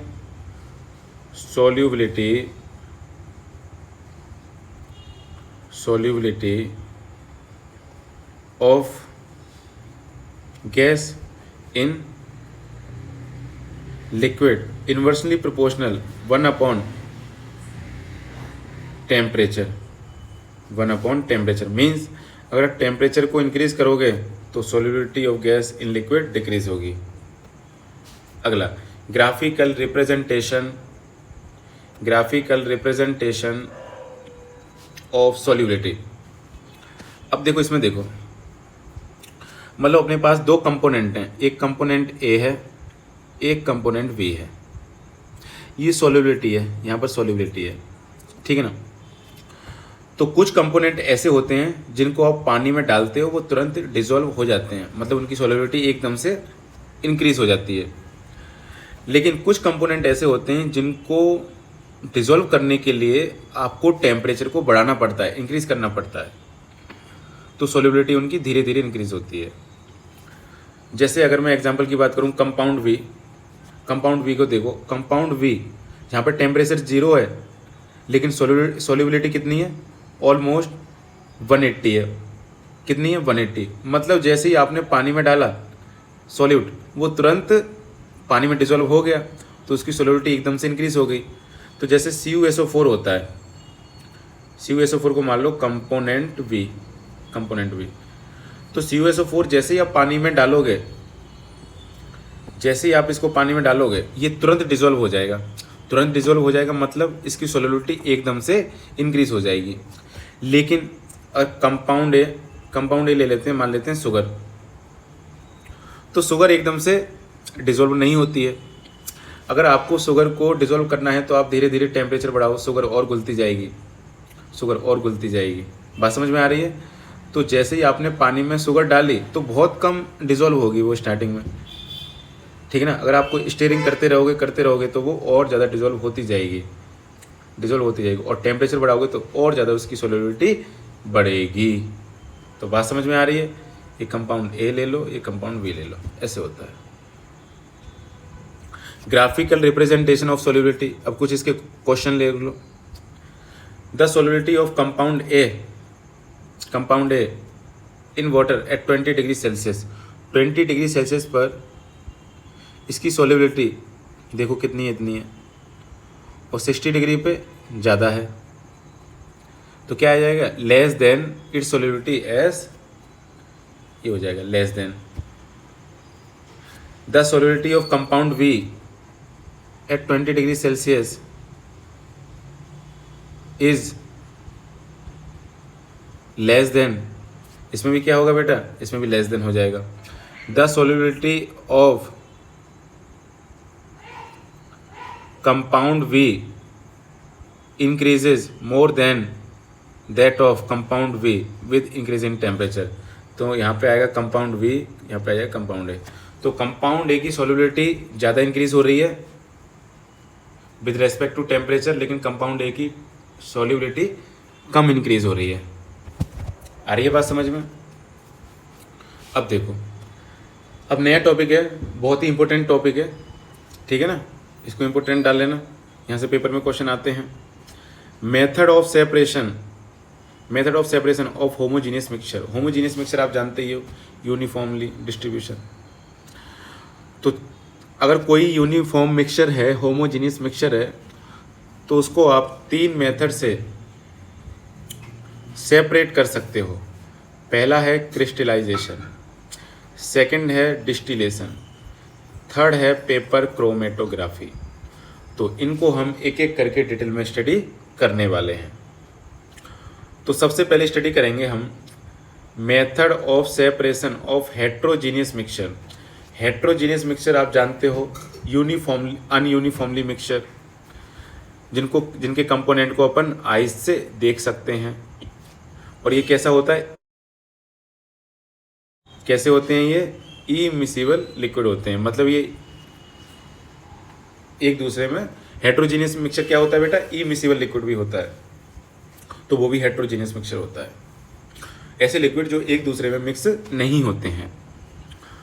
तो पहला है बेटा हेट्रोजीनियस मिक्सचर को सेपरेट करने का तरीका, सेपरेशन बाय हैंड या फिर हैंड पिकिंग। आपने देखा होगा जब दाल में कोई कंकड़ पत्थर मिल जाते हैं तो हमारी मॉम दाल में से कंकड़ पत्थर को अलग कर देती है, उसको बोलते हैं हैंड पिकिंग, ठीक है ना। When component are big and different in colour shape, जब कंपोनेंट बड़े होते हैं और डिफरेंट कलर के होते हैं तो उनको अपन हैंड पिकिंग की हेल्प से सेपरेट कर सकते हैं। Example, picking stone from rice, rice में से स्टोन को सेपरेट करना। Separating red and white beans, ठीक है ना। अगला सीविंग, सीविंग मतलब छानना। हम क्या करते हैं, आपने देखा होगा जब अपन आटे को छानते हैं तो आटे में से जो पाउडर होता है, आटे का जो पाउडर होता है वो नीचे चला जाता है, और अगर कुछ बड़े कंपोनेंट होते हैं तो वो छलनी के ऊपर रह जाते हैं, इसी को बोलते हैं सीविंग। ये होता है based on size of particle, तो बड़े साइज के पार्टिकल ऊपर रह जाते हैं और छोटे साइज के पार्टिकल नीचे चले जाते हैं। Example, separating pebbles from sand, ठीक है ना। आ रही है बात समझ में? पेबल्स मतलब स्टोन, पत्थर को अलग करना सैंड में से। फ्लोर फ्रॉम ब्रेन, ठीक है। चलिए अगला मेथड है बेटा विनोइंग। विनोइंग में क्या करते हैं, विनोइंग में क्या करते हैं कि अपने पास जो भी मिक्सचर होता है, मिक्सचर के ऊपर अपन हवा फेंकते हैं, तो हवा की वजह से जो हल्के पार्टिकल होते हैं वो दूर चले जाते हैं, और जो भारी पार्टिकल होते हैं, हैवी पार्टिकल होते हैं, वो वहीं नीचे गिर जाते हैं। तो इसकी हेल्प से लाइटर पार्टिकल अलग हो जाते हैं और हैवियर पार्टिकल अलग हो जाते हैं। इसी को बोलते हैं विनोइंग। विंड से बन गया विनोइंग।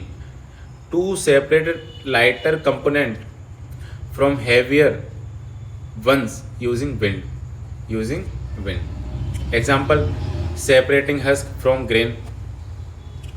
तो जो फार्मर होते हैं वो क्या करते हैं, भूसे को अनाज से अलग करने के लिए विनोइंग मेथड का यूज़ करते हैं।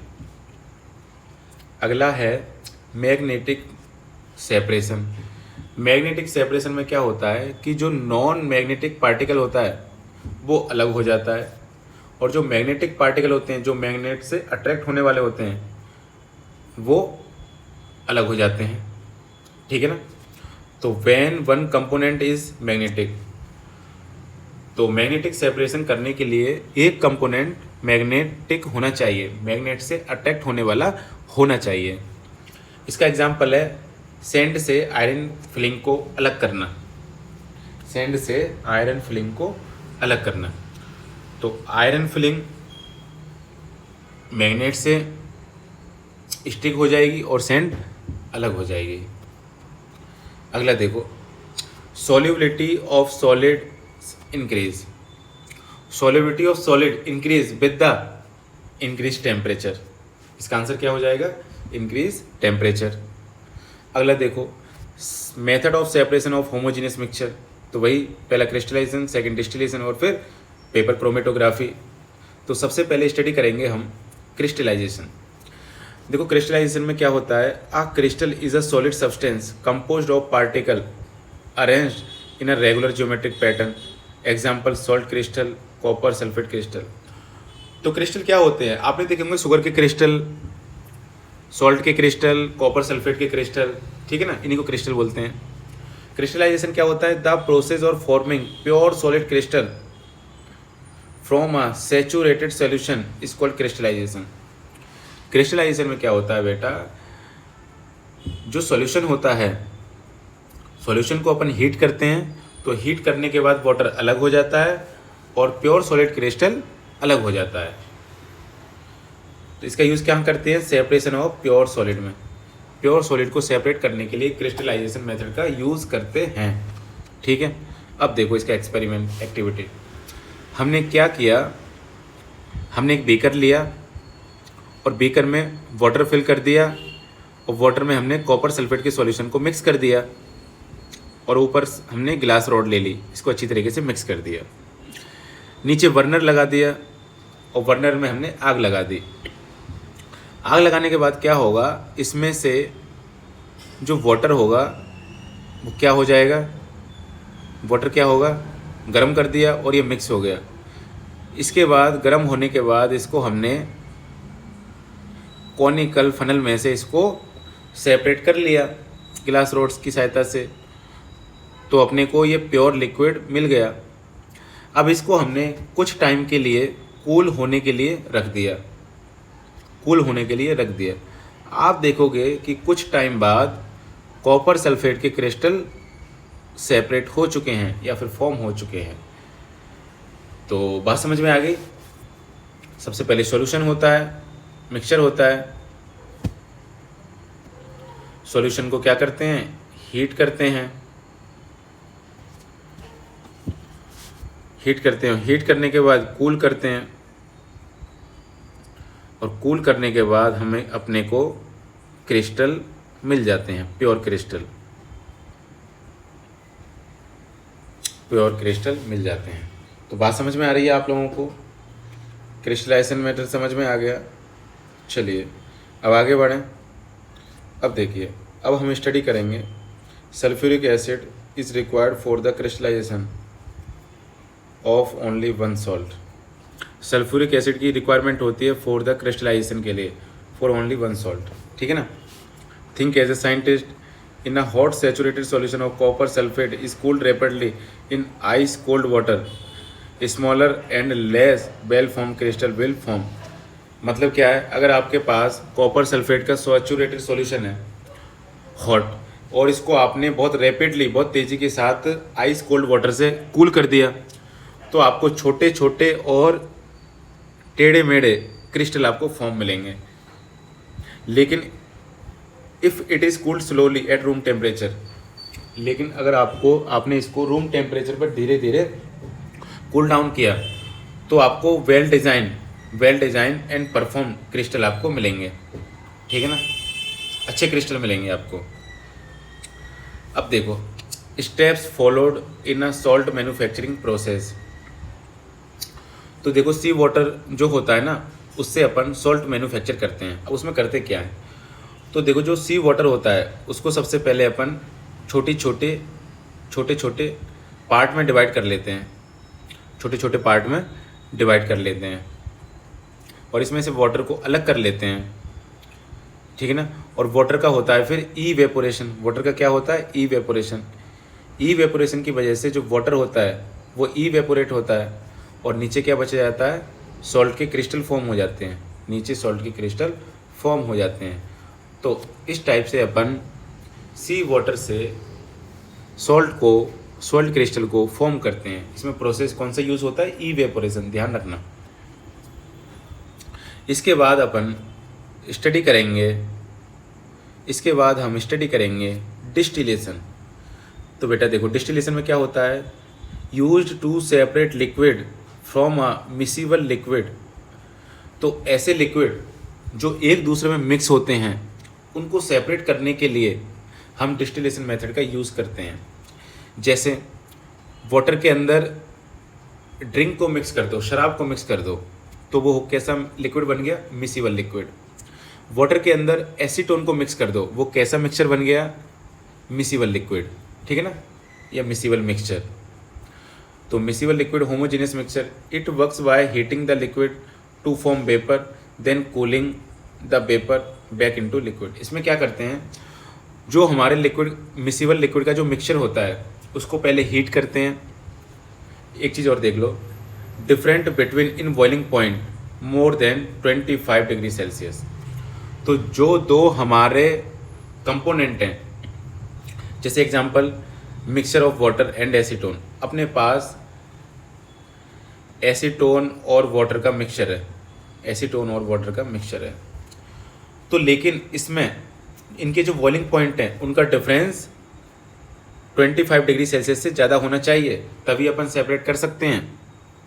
तो जैसे एसीटोन का बॉइलिंग पॉइंट होता है 56 डिग्री सेल्सियस, और वाटर का बॉइलिंग पॉइंट होता है 100 डिग्री सेल्सियस, 100 डिग्री सेल्सियस। अभी इतना समझ लो। अब देखो इनको सेपरेट कैसे करेंगे। सेपरेट करने के लिए हमने क्या किया, अपने पास वाटर और एसीटोन का मिक्सचर है, तो वाटर का बॉइलिंग पॉइंट है 100 डिग्री सेल्सियस और एसीटोन का बॉइलिंग पॉइंट है 56 डिग्री सेल्सियस। तो बताओ सबसे पहले बॉयल कौन होगा, ऑब्वियसली जिसका बॉइलिंग पॉइंट कम होगा, एसीटोन। तो हमारे पास मिक्सचर है एसीटोन और वाटर का, ठीक है ना, और हमने नीचे बर्नर लगा दिया, और बर्नर में हमने आग लगा दी। तो जैसे ही आग लगेगी तो सबसे पहले बॉयल कौन होगा, एसीटोन बॉयल होगा। एसीटोन बॉयल होके इसकी वेपर बन जाएगी, और इस वेपर को अपन, ये जो पाइप है इसमें से इधर की तरफ जाएगी, और यहाँ पर हमने क्या लगा दिया, यहाँ पर हमने लगा दिया वाटर आउटलेट। यहाँ से कूल वाटर जाएगा, और कूल वाटर इस पूरे पाइप को कूल कर देगा। कूल होने की वजह से वेपर लिक्विड में चेंज हो जाएगा, और इस लिक्विड को अपन इस कॉनिकल फ्लास्क में सेपरेट कर लेंगे। तो एसीटोन अलग हो जाएगा और वाटर अलग हो जाएगा। लेकिन इसका टेम्परेचर हमें 100 डिग्री सेल्सियस तक नहीं लेके जाना है। टेम्परेचर को कितना रखना है, 56 डिग्री सेल्सियस ही रखना है, ताकि पूरा का पूरा एसीटोन वेपर में चेंज हो जाए। वेपर को कूल करके अपन, वेपर को कंडेंस करके अपन लिक्विड में चेंज कर लेंगे, तो एसीटोन अलग हो जाएगी और लिक्विड वाटर अलग हो जाएगा। इसी को कहते हैं डिस्टिलेशन। लेकिन आप ध्यान रखना, इसमें जो दो अपने कंपोनेंट हैं उनका बॉइलिंग पॉइंट में डिफरेंस कितने से ज़्यादा होना चाहिए, 25 डिग्री सेल्सियस से ज़्यादा होना चाहिए, तभी डिस्टिलेशन मेथड का यूज़ कर सकते हैं। अब देखिए, एक होता है बेटा फ्रैक्शनल डिस्टिलेशन। फ्रैक्शनल डिस्टिलेशन में क्या होता है, it is the process of separation component from a mixture with relatively mass difference, small difference less than 25 degree Celsius in their boiling point. तो फ्रैक्शनल डिस्टिलेशन आप कब यूज़ करोगे, जब component का बॉइलिंग पॉइंट 25 डिग्री सेल्सियस से कैसा होगा, less होगा, 25 डिग्री सेल्सियस से लेस डिफरेंस होगा। मतलब एक का मान लो, एक कंपोनेंट है, एक का है 50 डिग्री सेल्सियस बॉइलिंग पॉइंट और दूसरे का है 40 डिग्री सेल्सियस बॉइलिंग पॉइंट, तो दोनों में डिफरेंस कितना हो गया, 10 डिग्री सेल्सियस। तो 25 डिग्री सेल्सियस से कम हो गया बॉइलिंग पॉइंट का डिफरेंस, तो इसको अपन फ्रैक्शनल डिस्टिलेशन से सेपरेट करेंगे, ठीक है ना। तो जैसे जो क्रूड ऑयल होता है, क्रूड ऑयल के अंदर जो कंपोनेंट होते हैं, जैसे petroleum gas, petrol, kerosene, diesel, lubricant oil, bitumen, इनका जो बॉइलिंग पॉइंट का जो डिफरेंस होता है वो 25 डिग्री सेल्सियस से लेस होता है। इसलिए अपन क्रूड ऑयल को फ्रैक्शनल डिस्टिलेशन मेथड से सेपरेट करते हैं, ठीक है ना। तो इसमें से पेट्रोलियम गैस अलग हो जाती है, पेट्रोल अलग निकल जाता है, डीजल अलग निकल जाता है, केरोसिन अलग निकल जाती है, डीजल अलग निकलता है, लुब्रिकेंट ऑयल अलग हो जाता है, बिटुमन अलग हो जाता है। अब देखो, अब स्टडी करेंगे अपन पेपर क्रोमेटोग्राफी। तो पेपर क्रोमेटोग्राफी में क्या होता है, a simple method to separate colour component in a mixture using paper and liquid. तो simple method to separate colour component को सेपरेट करने के लिए अब हम क्रोमेटोग्राफी का यूज़ करते हैं, और इसके लिए अपन एक पेपर लेते हैं और एक लिक्विड लेते हैं। इसका प्रिंसिपल क्या है, different component moves at different speed on paper. तो मिक्सचर के अंदर जो डिफरेंट कंपोनेंट होते हैं वो डिफरेंट स्पीड से मूव करते हैं, इसकी वजह से कंपोनेंट अलग हो जाते हैं। अब इसको कैसे करते हैं, put a drop of ink dye near bottom of filter paper के नीचे, सपोज करो एक फिल्टर पेपर है, ये फिल्टर पेपर के नीचे आप क्या लगा दोगे, इंक की ड्रॉप लगा दी। Put paper in a jar with water level should be below water moves up, ठीक है ना। इसको आप फिर एक वाटर में रख दोगे, लेकिन वाटर में कितना रखोगे, सिर्फ ये इंक डूबनी नहीं चाहिए, तो इसका वाटर का लेवल थोड़ा सा, जो इंक की ड्रॉप है उससे थोड़ा सा नीचे होना चाहिए। उसके बाद आप देखोगे कुछ देर के बाद ये पूरा का पूरा पेपर कैसा हो जाएगा, गीला हो जाएगा। और गीला होने के बाद जो इंक के अंदर जो कलर हैं, अब अलग अलग कलर की स्पीड अलग अलग होती है। तो ब्लैक इंक के अंदर येलो कलर भी होता है, रेड कलर भी होता है, ब्लू कलर भी होता है, तो इनकी स्पीड अलग अलग होती है। अलग अलग स्पीड की वजह से ये सेपरेट हो जाते हैं। तो इसका यूज़ हम कहाँ करते हैं, चेक प्योरिटी मेडिसिन की प्योरिटी को चेक करने के लिए अपन क्रोमेटोग्राफी का यूज़ करते हैं। प्लांट की लीव में से क्लोरोफिल पिगमेंट को सेपरेट करने के लिए क्रोमेटोग्राफी का यूज़ करते हैं। फूड का कलर चेक करने के लिए हम क्रोमेटोग्राफी का यूज़ करते हैं। फॉरेंसिक मेथड में ब्लड कंपोनेंट को सेपरेट करने के लिए अपन यूज़ करते हैं, ठीक है ना। अगला ये देखो एक्टिविटी, हमने क्या किया, एक पेपर लिया और पेपर के नीचे इंक की ड्रॉप लगा दी, और इसको हमने एक वाटर में रख दिया। लेकिन वाटर के अंदर ये जो ड्रॉप है ये डूबनी नहीं चाहिए, ये क्या थोड़ा सा ऊपर रहना चाहिए। तो आप देखोगे कि कुछ टाइम के बाद ये पूरा पेपर कैसा हो जाता है, गीला हो जाता है। और गीला होने के बाद इंक के अंदर जो कलर होते हैं वो सेपरेट हो जाते हैं, क्योंकि इनकी स्पीड क्या होती है बेटा, अलग अलग होती है। अलग अलग स्पीड होने की वजह से ये सेपरेट हो जाते हैं। तो इंक के कलर को सेपरेट करने के लिए हम क्रोमेटोग्राफी का यूज़ करते हैं। अगला देखो, separation of component, separation of component of heterogeneous mixture. अगर आपके पास कोई एक हेट्रोजीनियस मिक्सचर है और लेकिन वो हेट्रोजीनियस मिक्सचर कैसा है, इमिसिबल लिक्विड है, मतलब दो लिक्विड आपस में मिक्स नहीं हुए हैं, जैसे ऑयल एंड वाटर का मिक्सचर, तो इसको हम फिल्ट्रेशन मेथड से सेपरेट करेंगे। क्या करते हैं हम, ये देखो ऑयल प्लस वाटर का मिक्सचर है, अब ऑयल की डेंसिटी कम होती है, ऑयल की डेंसिटी कम होने की वजह से ये वाटर के ऊपर फ्लोट करता है। तो हमने क्या किया, एक ये सेपरेटिंग फिनल ले ली, मस्टर्ड ऑयल है, इसके अंदर वाटर है, नीचे क्या है ये स्टॉप कॉक है, स्टॉप कॉक को अपन ऑन करेंगे, थोड़ा लूज़ करेंगे, लूज़ करने के बाद इसमें से वाटर के ड्रॉपलेट नीचे की तरफ आएंगे, नीचे की तरफ आएंगे, और जैसे ही पूरा का पूरा वाटर इसमें से निकल जाएगा तुरंत अपन स्टॉप कॉक को बंद कर देंगे, ऑफ कर देंगे, तो ऑयल ऊपर रह जाएगा और वाटर नीचे आ जाएगा। तो इस मेथड से अपन ऑयल को अलग सेपरेट कर सकते हैं, वाटर को अलग सेपरेट कर लेते हैं। इसी को बोलते हैं filtration, separation of immiscible liquid. Paper में क्वेश्चन आता है इमिसिबल लिक्विड को आप कैसे सेपरेट करोगे, किस मेथड से सेपरेट करोगे, तो इसका आंसर होगा फिल्ट्रेशन। ठीक है, अब देखो सब्लिमेशन। सब्लिमेशन में क्या होता है बेटा, जब आप हीट करते हो, हीट करने के बाद सॉलिड डायरेक्टली वेपर में चेंज हो जाता है without passing through the liquid state, is called sublimation. तो सब्लिमेशन में अपन किस टाइप के सब्सटेंस को सेपरेट करते हैं, जो डायरेक्ट वेपर में चेंज हो सके, जैसे सॉलिड CO2, या फिर इसको बोलते हैं ड्राई आइस।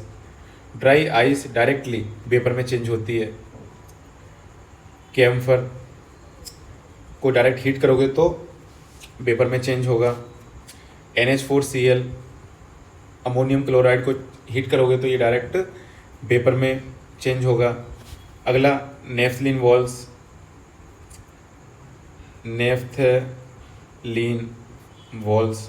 नेफ्थलीन वॉल्स क्या होती हैं, आपने देखा होगा वॉशरूम में वाइट कलर की वॉल्स डाल देते हैं, या फिर हमारी मदर कपड़ों को कीड़ों से बचाने के लिए नेफ्थलीन की वॉल्स कपड़ों में डाल देती हैं। ये क्या होती है बेटा, ये डायरेक्टली वेपर में चेंज होती है जब आप इसको हीट करोगे। तो देखो जैसे ये एक एक्सपेरिमेंट दिया है, sublimation of camphor, sublimation of camphor. तो हमारे पास चाइना डिश है, चाइना डिश में मिक्सचर है कैम्फर का और सैंड का। नीचे क्या बर्नर लगा दिया, इसको ट्राईपॉड के ऊपर रख दिया, नीचे क्या वायर गैस है, वही वायर का बना हुआ है, इसके ऊपर हमने गिलास फनल को रख दिया और ऊपर हमने कॉटन का प्लग लगा दिया, और आप इसको धीरे धीरे हीट करोगे। तो हीट करने के बाद जो कैम्फर है वो धीरे धीरे वेपर में चेंज होके ये जो गिलास फनल है इसके ऊपर डिपॉजिट हो जाएगा, इसके ऊपर क्या हो जाएगा, इसके साइड में डिपॉजिट हो जाएगा। तो डिपॉजिट होने के बाद गिलास फनल को आप अलग कर लोगे तो इस चाइना डिश में सिर्फ क्या रह जाएगी, सैंड रह जाएगी। तो इस वजह से अपन सैंड और कैम्फर के मिक्सचर को सेपरेट कर सकते हैं। अब देखो अगला मेथड है centrifugation method. Centrifugation method, centrifugation method में देखो क्या होता है, सेंट्रीफ्यूगेशन मेथड में क्या होता है, process involves spinning a mixture in a tube at a high speed. इसमें हम क्या करते हैं, एक ट्यूब लेते हैं और ट्यूब के अंदर मिक्सचर डाल देते हैं और मिक्सचर को एक हाई स्पीड पे घुमा देते हैं। घुमाने के बाद देखो क्या होगा, centrifugal force act outward from the centre of the rotation. जो सेंट्रीफ्यूगल फोर्स होता है वो सेंटर से बाहर की तरफ लगता है, तो जो हैवियर पार्टिकल्स हैं वो मूव कर जाते हैं बॉटम टू द ट्यूब। तो जो हैवी पार्टिकल्स होंगे वो ट्यूब के बॉटम में सेटल डाउन हो जाते हैं, और जो लाइटर पार्टिकल हैं वो ट्यूब के ऊपर की तरफ आ जाते हैं, टॉप ऑफ द ट्यूब। ठीक है ना, principle difference in density and size of component use. तो जिनकी डेंसिटी कम होती है वो ऊपर की तरफ आ जाएंगे और जिनकी डेंसिटी ज़्यादा होगी वो नीचे की तरफ चले जाएंगे। तो बात समझ में आ रही है, ऐसे इसी को बोलते हैं सेंट्रीफ्यूगेशन। तो सेंट्रीफ्यूगेशन मेथड का यूज़ हम कहाँ करते हैं, सेंट्रीफ्यूगेशन मेथड का यूज़ अपन कहाँ करते हैं? Blood test. ब्लड में से सेल्स और प्लाज्मा को सेपरेट करने के लिए हम सेंट्रीफ्यूगेशन मेथड का यूज़ करते हैं। मिल्क में से क्रीम को सेपरेट करने के लिए अपन सेंट्रीफ्यूगेशन मेथड का यूज़ करते हैं। लैब में ब्लड में से डीएनए को या सेल में से प्रोटीन को सेपरेट करने के लिए सेंट्रीफ्यूगेशन मेथड का यूज़ करते हैं। वॉशिंग मशीन में कपड़ों को ड्राई करने के लिए सेंट्रीफ्यूगेशन का मेथड का यूज़ करते हैं। ठीक है ना, तो ये सेंट्रीफ्यूगेशन मेथड होता है।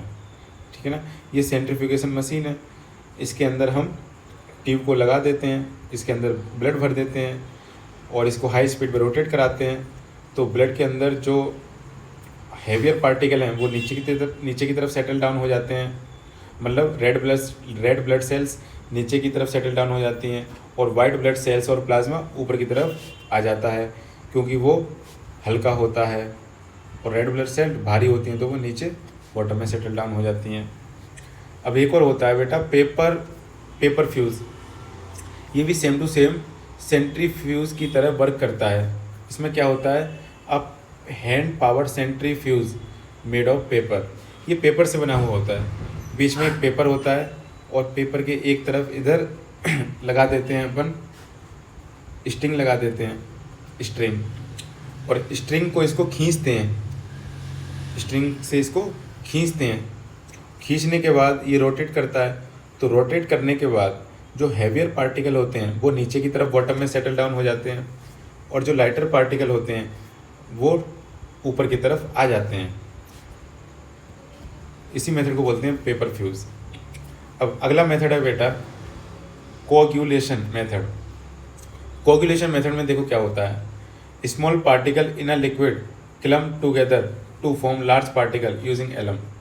तो जैसे देखो जो मडी वाटर होता है, गंदा पानी जो होता है, मडी वाटर के अंदर हम एलम को डाल देते हैं और एलम क्या करती है, जो ये छोटे छोटे पार्टिकल हैं इनको लार्ज पार्टिकल में कन्वर्ट कर देती है और जब ये पार्टिकल लार्ज हो जाते हैं तो ये बॉटम में नीचे की तरफ सेटल डाउन हो जाते हैं। अब हम क्या करेंगे, इसमें से इसको फिल्टर कर लेंगे, जो अच्छा वाटर है उसको अलग कर लेंगे और जो सैंड है वो अलग हो जाएगी, मतलब इसको फिल्टर कर लेंगे, छान लेंगे। इसका यूज़ हम कहाँ करते हैं? वाटर ट्रीटमेंट में, to remove impurities from water, blood clotting में प्रिवेंट ब्लड लूज। ठीक है ना, तो ये होता है बेटा। अब देखो रोल ऑफ एलम का रोल क्या होता है? तो एलम क्या करता है बेटा, जो छोटे छोटे पार्टिकल्स होते हैं उनको लार्ज पार्टिकल में फॉर्म कर देता है और लार्ज पार्टिकल फिर नीचे की तरफ सेटल डाउन हो जाते हैं और वाटर ऊपर की तरफ रह जाता है और इस वाटर को अपन फिर फिल्टर करके अलग कर लेते हैं। तो लार्ज पार्टिकल अलग हो गए और वाटर अलग हो गया। तो alum act a coagulant causing the tiny suspended particle to clump together to form large particle. The larger particle settle at the bottom due to gravity. तो बात समझ में आ रही है? अब देखो क्वेश्चन, सेंट्रीफ्यूगेशन वर्क्स ऑफ। तो सेंट्रीफ्यूगेशन कैसे वर्क करता है? इसके अंदर एक फोर्स लगता है जिसको अपन बोलते हैं centrifugal force. Paper fuse is hand powered